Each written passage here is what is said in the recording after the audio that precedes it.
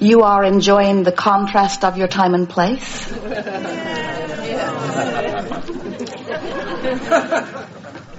We read your vibration, so it's just as well that you own up. Are you among the rare humans who have clearly identified something wanted that clearly has not yet manifested in your experience, and you are still joyous in the anticipation? Yes. Because when you reach that place where for you it's not a matter of if it will come, it's just a matter of when it will come, and you've come to understand that the when is completely in your control, because how long it takes for something to manifest is only as long as it takes you to become a vibrational match to your own intention. You know that when you have been living some contrast which has helped you to know that you are not wanting something that you are living.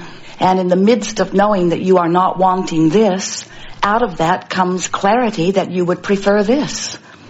And whatever that preference or desire, no matter how strong or soft it is, it precedes you vibrationally, and Source answers it immediately. You are, in that moment, able, if you are paying attention to the way you feel, to notice the vibrational relativity between the desire that you've launched, even though you just launched it, and where you are vibrating on the same subject. In other words, when you go to your mailbox and you get that big bill and your heart sinks because you know you can't pay it on time, you launch another rocket of desire relative to wanting more money. And that rocket of desire relative to wanting more money joins the millions of other rockets of desires that you've launched relative to wanting more money, and becomes a part of your vibrational escrow, so to speak. We like to say it that way because everything that you discern, whether you speak about it or not, anytime you're living what you don't want, your clarity about what you do want comes forth, and that clarity precedes you vibrationally. So when it does, there are now within you two vibrational components. There's the component of your desire, which you've been working on for a long time in most cases, and there's the component of what you think usually about the same subject. So you want more money, but you're beating the drum of, I don't have enough money. And as you do that, that negative emotion you feel that feels like worry or discouragement is your indicator that your vibrational relativity between where you are right now and where you want to be is not a match. And so your dollars cannot flow. They cannot increase from where they are. They cannot flow beyond the expectation that you've got going. So that's what we meant when we say the when factor is all up to you. The when it will manifest is all about how long it takes you to get up to speed with your own desire.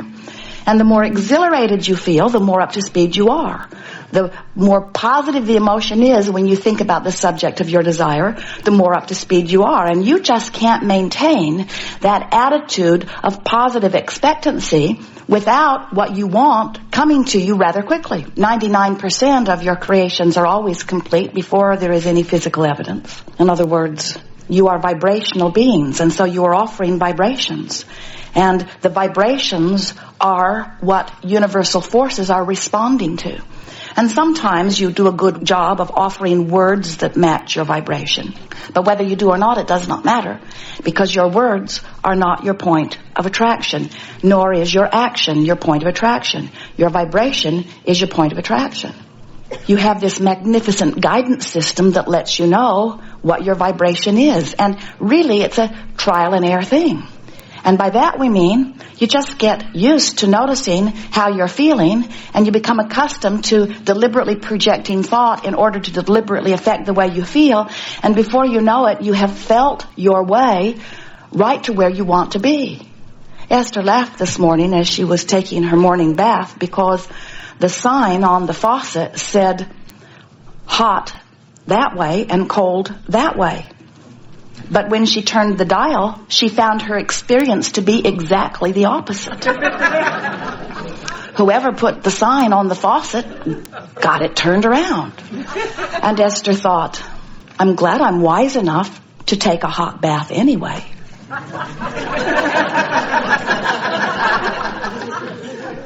In other words, she could feel which was hot and which was cold. She really did not need the sign. And it was fortunate because the sign was incorrect.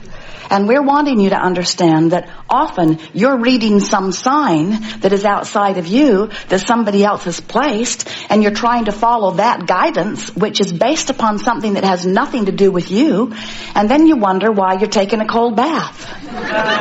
And we say, if you're paying attention to the way you feel, you're always moving toward what you are wanting. And we want you to hear and feel with us this business of vibrational relativity, because everything about your vibrational being is based upon that. Now, in order to understand that, you've got to first know that you in these magnificent physical bodies are extensions of source energy. And as extensions of source energy, not separate from source energy, not here to prove something to source energy, extensions of source energy. So the strongest vibratory component of you is that pure positive energy that is your source. When we say to you, and we say it often, in fact, we've written a book about it, when you ask, it is always given. And the reason that we say that so emphatically is because whenever you or any point of consciousness, even the one-celled amoeba, even a cell in your body, when any point of consciousness has exposure to experience, preference is born out of that experience. You just can't be having an experience and not have, from your personal, selfish point of view, a personal perspective or preference be born from it.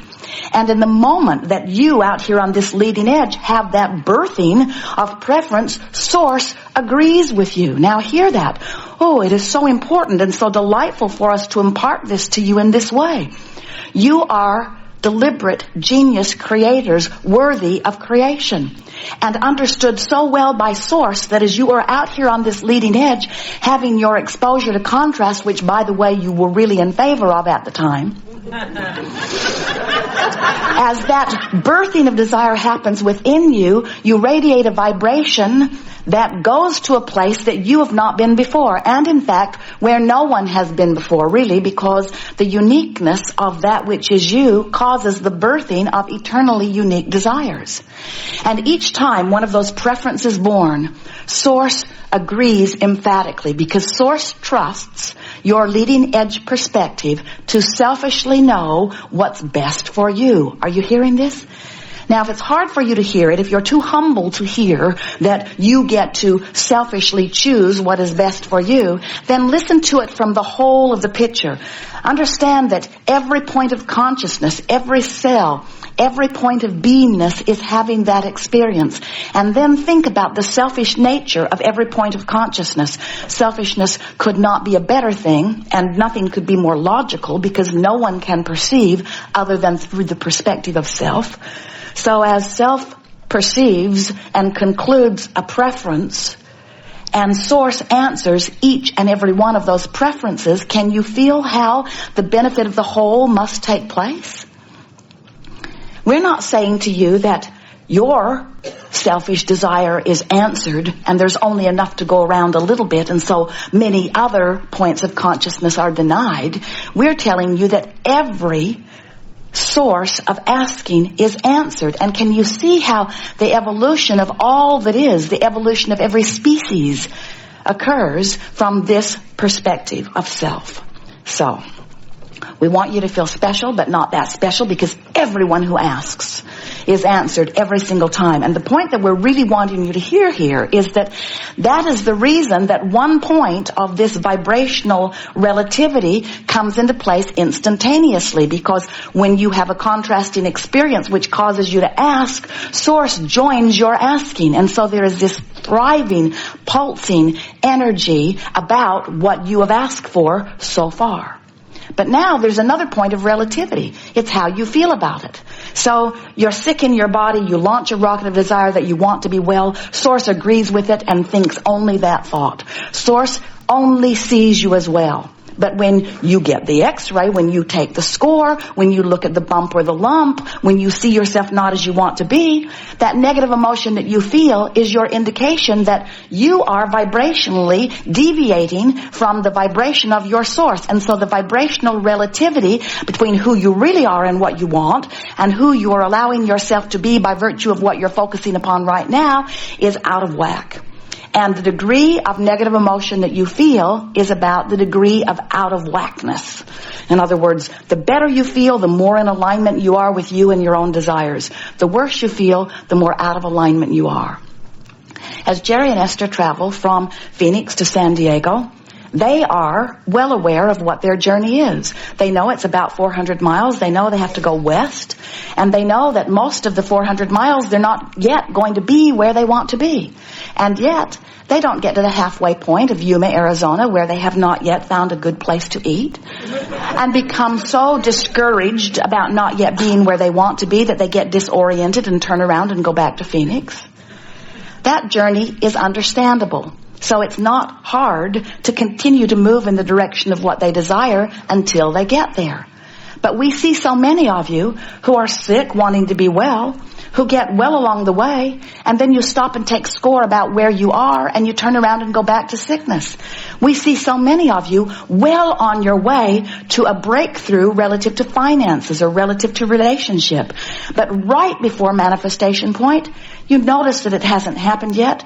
You start taking score of how long you've been on your journey, and you get discouraged and turn right around and head back in the opposite direction. We like to tease you a little bit. It is really interesting to us that you've come to the place where you're not sure that good feels good. Too many people have put too many signs on too many faucets that sent you in the wrong direction, and you are not as trusting as we would like you to be. In other words, when you are listening to the guidance that is outside of you, go this way, follow this way, follow this way. We know how confusing it must be. We see you even in medicine. We see you in your physical bodies. They give you a diagnosis and they tell you that it is terminal. And then you give up, and then it is. When the only thing that keeps you from remaining in this physical body is lack of focus of something you want and alignment with that focus. In other words, when you find from your contrasting experience things that you want, and you find a way to be a vibrational match to those things, you're tuned in, tapped in, turned on. Life force flows through you. Life just gets better and better and better and better. So this relief factor that we're talking about, huge relief between despair and anger. We love seeing you make that jump because there's a huge vibrational difference that is relatively easy for you to make. In fact, you make it all the time. But you go Phoenix, Yuma, Phoenix, Yuma, Phoenix, Yuma, Phoenix, Yuma, Phoenix, Yuma, Phoenix, Yuma, Phoenix, Yuma. Your knee-jerk response takes you into anger, but then those around you don't like you in anger, and since you're more interested in how they feel about how you feel than you are about how you feel about how you feel, you take a cold bath, and we would not do that. We would say, the sign is wrong. I can tell through my own experience that the sign is wrong. And I'm wise enough to follow what I can feel to be true for me, rather than trying to follow something that somebody else has established as the path that they think I should follow. We have enjoyed this interaction immensely.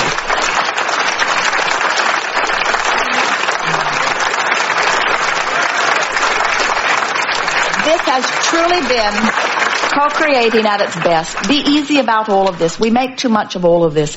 Get out there and find something to be happy about and be happy about it. And then look for something else to be happy about and be happy about that. And don't try to fix the world that isn't broken. And don't try to reform your own self. There's nothing that needs to be reformed. And make peace with where you are.